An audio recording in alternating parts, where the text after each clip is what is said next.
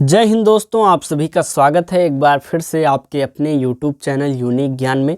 आज हम BA 5th semester राजनीति विज्ञान अर्थात पॉलिटिकल साइंस का पेपर सेकंड का चैप्टर 5 देखेंगे, जिसमें हमें पढ़ना है वैज्ञानिक प्रबंधन के बारे में, जो कि एक सैद्धांतिक सिद्धांतों के भी बारे में हमें इस चैप्टर में पढ़ना है। इसके पहले के 4 चैप्टर हमने बहुत ही अच्छे तरीके से आपको कराए हैं, साथ ही साथ आपको हमने नोट्स भी प्रोवाइड कराया है। अगर आपने नहीं देखा तो आप हमारे चैनल पर विजिट कीजिए, आपको प्लेलिस्ट मिल जाएगी BA 5th semester political science paper second classes. हमने पेपर फर्स्ट क्लासेस भी कराई हुई हैं, उसका भी प्लेलिस्ट आपको मिल जाएगा।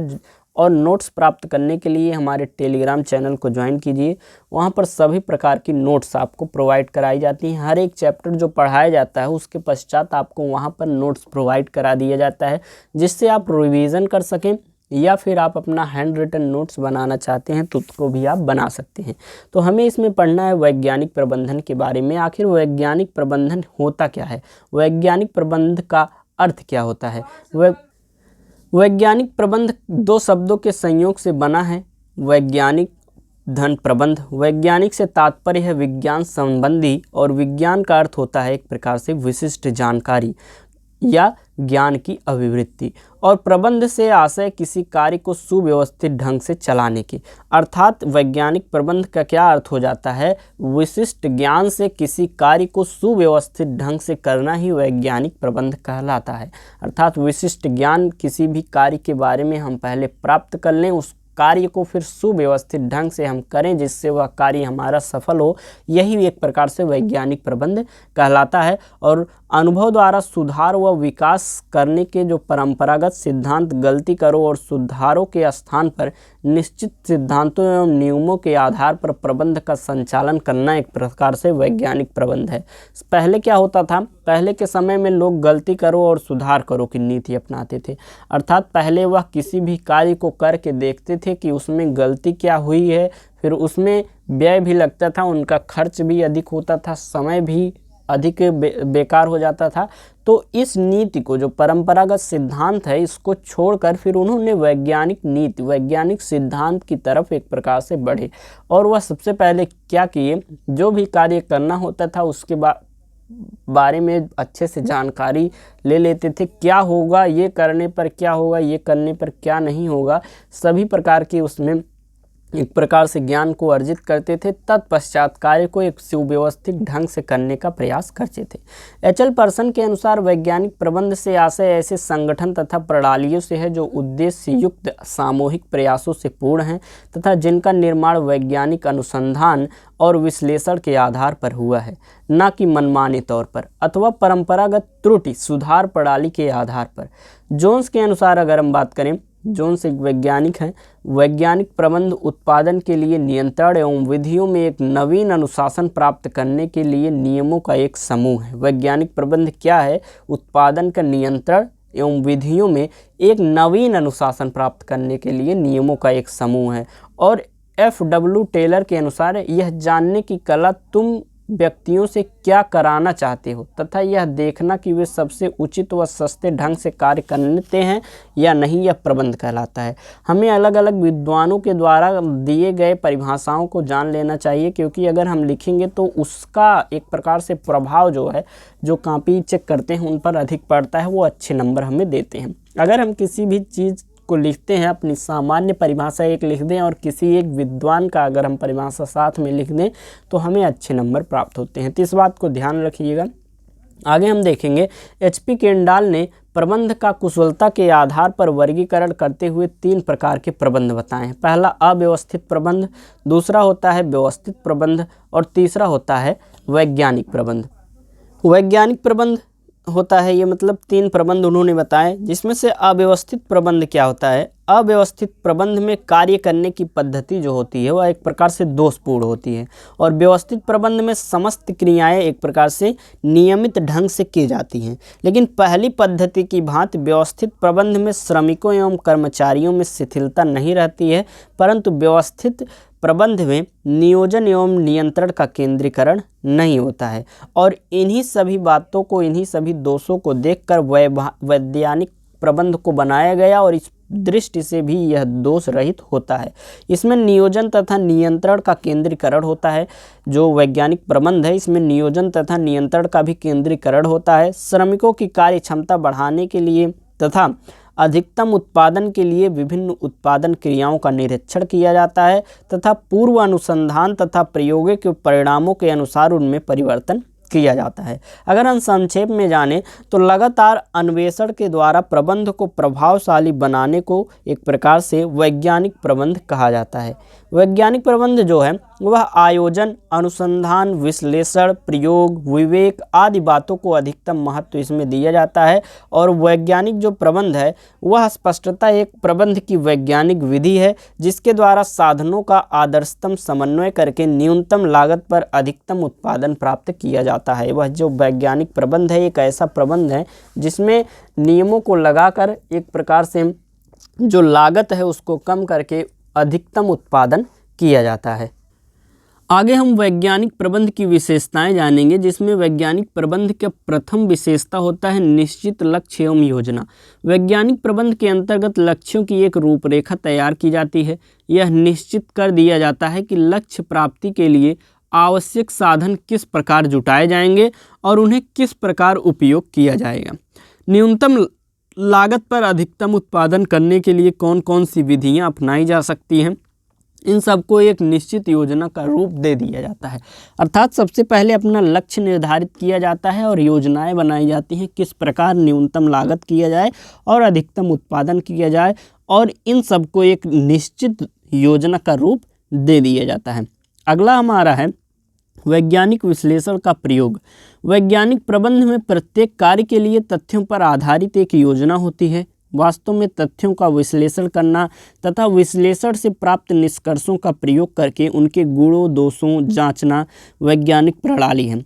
वैज्ञानिक प्रबंध में योजना का प्रायोगिक महत्व उपयोगिता तथा उपलब्ध परिस्थितियों में उसकी उपयुक्तता जांचने के बाद ही लागू की जाती है। अभी हम आपको इसको अच्छे से बताते हैं, मतलब एक उदाहरण देकर समझाते हैं।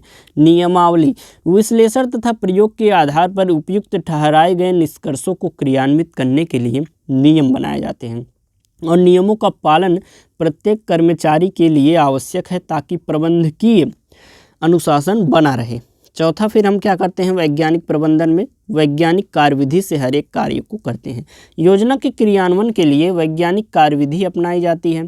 श्रमिकों द्वारा किए जाने वाले प्रत्येक कार्य के लिए वैज्ञानिक कार्यविधि विकसित की जाती है और इसके द्वारा प्राचीन परंपरागत पद्धतियों को प्रतिस्थापित किया जाता है। वैज्ञानिक प्रबंध परंपरा, अंतर्ज्ञान, अंधविश्वास पर आधारित न होकर विज्ञान पर आधारित होता है। डॉक्टर टेलर ने वैज्ञानिक प्रबंध को 75% विश्लेषण तथा 25% सामान्य बुद्धि बताए हुए, अर्थात इसमें विश्लेषण का एक प्रकार से बहुत ही महत्व होता है। फिर हम क्या करेंगे मितव्ययिता पे बात करेंगे। मितव्ययिता अर्थात कम खर्च। मितव्ययिता वैज्ञानिक प्रबंध का आधार है, अर्थात वैज्ञानिक प्रबंध इसीलिए किया जाता है कि लागत को कम किया जा सके, हर प्रकार के अपव्यय को दूर करने तथा उत्पादन के गैर आवश्यक तत्वों को खत्म करने के लिए विशेष प्रयास किए जाते हैं जिससे न्यूनतम लागत पर अधिकतम उत्पादन हो सके। फिर शोध में निरंतरता। वैज्ञानिक प्रबंध सुधरी हुई क्रियाओं का प्रबंध में प्रयोग होता है, अतः इसे जीवित रखने के लिए आवश्यक है कि समयानुसार अध्ययन किया जाता रहे। अनुसंधान और शोध की निरंतरता के बिना वैज्ञानिक प्रबंध सफल नहीं हो सकता। और वैज्ञानिक प्रबंध की यह भी विशेषता है कि यह गतिशील प्रकृति की होती है। वैज्ञानिक प्रबंध एक प्रगतिशील वह परिवर्तनशील विचार है जिसमें विकास एवं परिवर्तन के सिद्धांत को सर्वोपरि माना जाता है। निरंतर सुधार एवं परिवर्तन के लिए जो प्रबंध तैयार नहीं है वह आज के वैज्ञानिक युग में जीवित नहीं रह सकता है। कार्य क्षमता में वृद्धि। वैज्ञानिक प्रबंध का मुख्य लक्षण कार्य क्षमता में वृद्धि है। समय बचाने, लागत कम करने तथा शीघ्र कार्य संपन्न करने वाली प्रणालियों के निरंतर प्रयोग से कार्य क्षमता में वृद्धि एक प्रकार से स्वाभाविक होती है। टीम भावना। सामूहिक हित के लिए सामूहिक प्रयास वैज्ञानिक प्रबंध का लक्षण है। वैज्ञानिक प्रबंध के अंतर्गत प्रबंध का कार्य सभी कर्मचारियों में टीम भावना उत्पन्न करना है तथा उन्हें लक्ष्य प्राप्ति के लिए सामूहिक रूप से प्रेरित करना है। उत्तरदायित्व का निर्धारण। हर एक व्यक्ति को उनका उत्तरदायित्व दे देना चाहिए।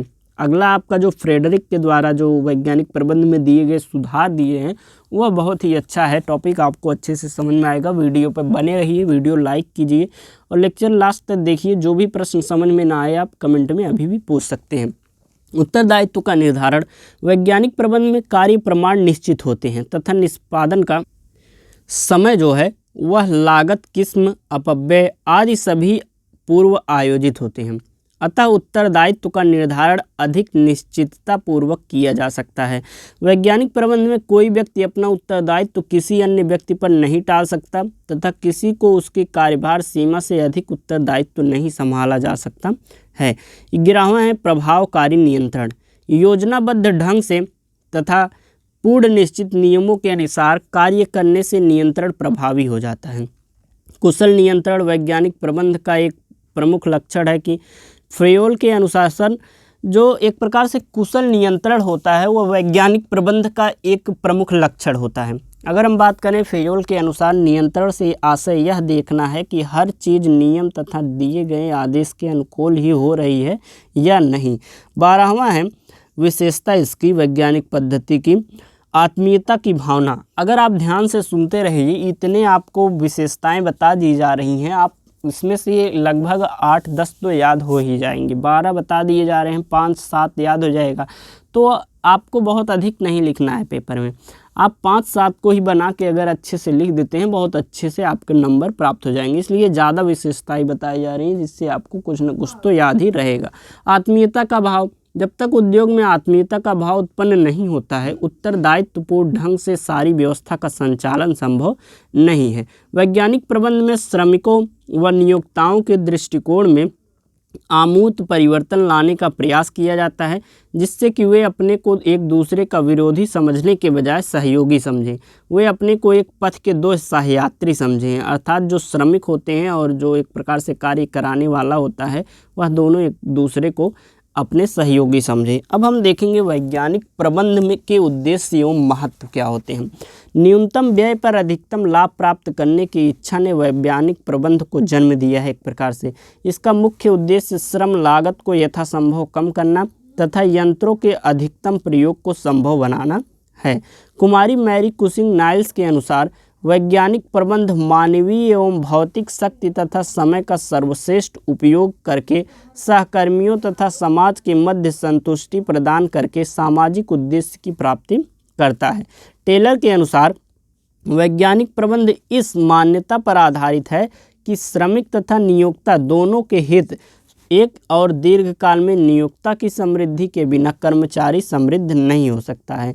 श्रमिकों को इच्छित अधिक मजदूरी तथा नियोक्ता को सस्ता श्रम वैज्ञानिक प्रबंध से ही संभव हो सकता है। डॉक्टर जोन्स के अनुसार वैज्ञानिक प्रबंध के उद्देश्य क्या क्या हैं। जैसे कि पहला उद्देश्य है वैज्ञानिक प्रबंध का कि कार्य की सभी शाखाओं में अधिक दक्षता की दृष्टि से प्रशिक्षित व्यक्ति उपलब्ध करना, अर्थात कार्य की जो भी सभी शाखाएं हैं उसमें जो भी कर्मचारी हों उस कार्य में एक प्रकार से दक्ष हों, अर्थात उसमें उनकी जानकारी परिपक्व हो। दूसरा उद्देश्य है उपकरण, कच्चा माल, कार्यविधि तथा कार्य दशा में सुधार और प्रमापीकरण करना। तीसरा है कार्य विन्यास, मार्ग निर्धारण, समय क्रम निर्धारण, उत्पादकीय सामग्री का आयोजन, क्रय भंडारण तथा लेखा विधियों में सुधार करना होता है। अगला उद्देश्य है संस्थाओं तथा शाखाओं में समन्वय के अधिक अवसर उपलब्ध करना और उन पर पर्याप्त नियंत्रण रखना जिससे कार्य विलंब, त्रुटियों, दुर्घटनाओं तथा कार्य के प्रति उपेक्षा की मात्रा कम हो सके। पांचवा उद्देश्य है सामयिक शिक्षण, निरंतर मार्गदर्शन, तत्काल पुरस्कार की व्यवस्था होनी चाहिए वैज्ञानिक प्रबंध में। छठा उद्देश्य है अनुमान और पूर्ण धारणाओं के आधार पर बने हुए नियमों के बदले तथ्यों तथा विश्लेषण के आधार पर नियम करना। सातवां है विशेषज्ञ तथा सलाहकार व्यवस्था द्वारा व्यक्तिगत निर्णय के क्षेत्र को सीमित करना। आठवां है श्रमिकों को अत्यधिक कार्यभार, थकान अथवा दुर्घटनापूर्ण कार्यों में सुरक्षित रखना। नौवां है श्रमिकों की योग्यता के अनुसार काम उपलब्ध करना, उन्हें प्रशिक्षण द्वारा उन्नति के अवसर प्रदान करना और कार्यक्षमता में वृद्धि करना। 10वां उद्देश्य और अंतिम उद्देश्य है श्रम और पूंजी में समन्वय स्थापित करना। अब हम टेलर के अनुसार उत्पादन में कमी जो हो रही उसके 2 कारण कौन कौन से हैं उसके जानेंगे। श्रमिकों में स्वभावतः काम करने की प्रवृत्ति अर्थात स्वाभाविक ढिलाई जो होती है उसी के कारण जो है उत्पादन में कमी हो रही है, टेलर महोदय कहते हैं। दोषपूर्ण संगठन में कम काम होता है अर्थात व्यवस्थित ढिलाई जो हो रही है उसी के कारण उत्पादन कम हो रहा है। उन्होंने प्रबंध की अकुशलता के भी 2 कारण बताए हुए हैं। पहला कि कार्य कितने समय में होना चाहिए उसका उन्हें ज्ञान नहीं है, और दूसरा है कि वैज्ञानिक विधि का ज्ञान न होना। यह दोनों अकुशलता के कारण बन रहे हैं। वैज्ञानिक प्रबंध में ये सभी दोष एवं अपव्यय समाप्त हो जाते हैं तो न्यूनतम लागत में अधिकतम उत्पादन होता है।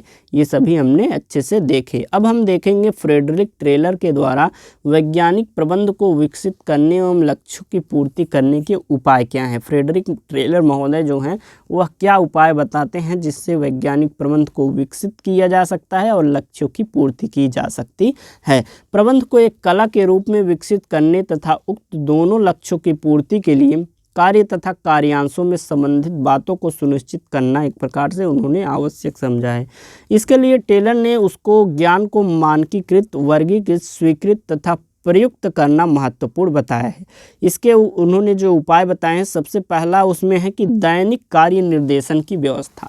जो भी मजदूर हैं उनको डेली क्या कार्य करने हैं उसकी पूर्ण जानकारी होनी चाहिए, ऐसा उन्होंने कहा है। कारखाने में प्रत्येक व्यक्ति को चाहे उसकी स्थिति नीची हो या ऊंची अर्थात वह उच्च पद पर हो या निम्न पद पर हो, सभी को प्रतिदिन सुस्पष्ट एवं सुपरिभाषित कार्य दिया जाना चाहिए ताकि कार्य को सुनिश्चित तौर पर पूरा किया जा सके। अगला उनका उपाय में क्या है कि मानकीकृत दशाएं। प्रत्येक व्यक्ति को पूरे दिन का कार्य देने के साथ साथ उसके मानकीकृत उपकरण, स्थितियां और साधन सुविधाएं भी दी जानी चाहिए ताकि कार्य को सुनिश्चित तौर पर पूरा किया जा सके।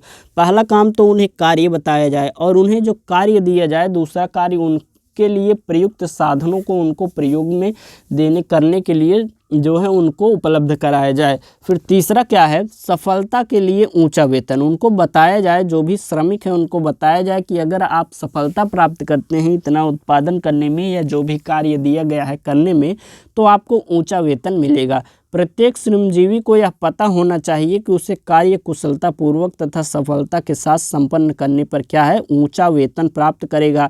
इससे क्या होगा कि वह कार्य को अपने अच्छे से अच्छे करने का प्रयास करेगा। अगला है असफलता पर हानि भी उसे बताया जाए। उसे सफलता पर लाभ तो दिया जाए और असफलता पर हानि भी। वैसे ही कार्यकर्ता को यह भी ज्ञात रहना चाहिए कि यदि वह निर्धारित कार्य करने में सफल नहीं हुआ तो उसे हानि भी उठानी पड़ेगी, तो वह जो है कार्य को सफल करेगा चाहे जैसे करके।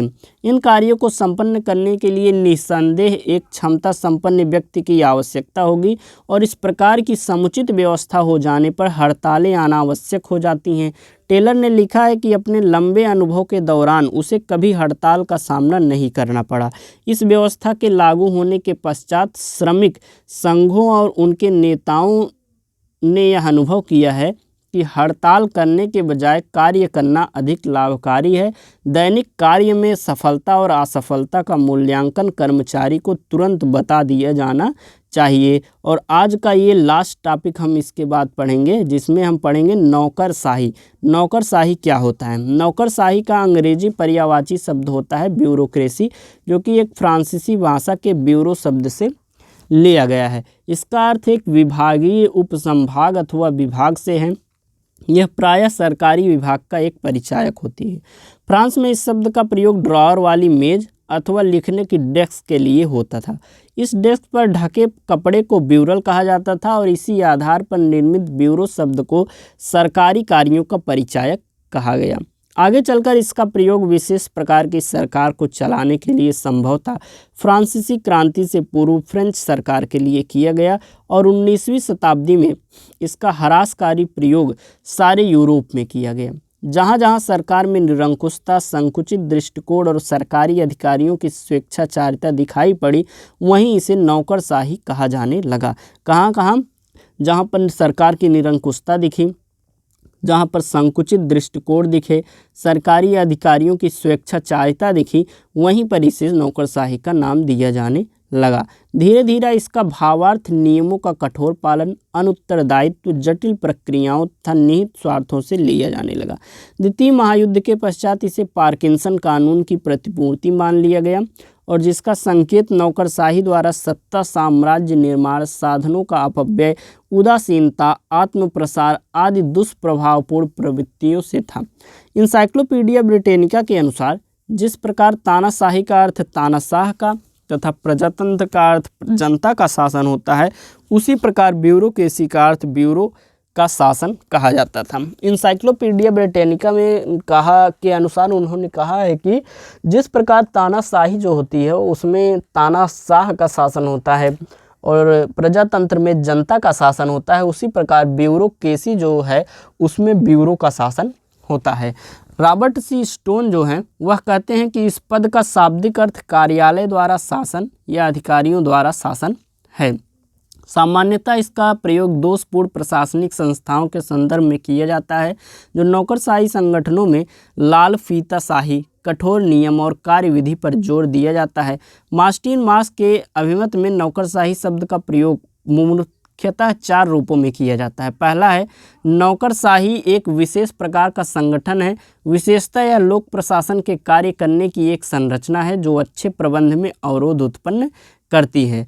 दूसरा उन्होंने बताया कि नौकरशाही संगठन की एक ऐसी बीमारी है। नौकरशाही एक बड़ी सरकार है, यह अच्छे बुरे कार्यों के लिए सामाजिक तथा आर्थिक व्यवस्था से जुड़ा हुआ एक विशाल संस्थान है। ये सब बातें उन्होंने कही और उन्होंने कहा नौकरशाही एक बुराई पैदा करने वाला अभिशाप है जो स्वतंत्रता के लिए एक प्रकार से हानिकारक है। ये आपका चैप्टर हुआ जिसमें आपने वैज्ञानिक सिद्धांत के बारे में पढ़ा तथा नौकरशाही के बारे में पढ़ा, वैज्ञानिक सिद्धांत की विशेषताएँ पढ़ी, उसके उद्देश्य पढ़े, उसके असफलता के कारण पढ़े, उसके जो सफलता के भी आपने कारण पढ़े। इस प्रकार से आपका चैप्टर होता है समाप्त। आपको जो भी कुछ समझ में ना आया हो कमेंट में आप पूछ सकते हैं और वीडियो को लाइक अवश्य कर दें, अपने दोस्तों के पास शेयर करें। धन्यवाद, मिलते हैं अगले वीडियो में।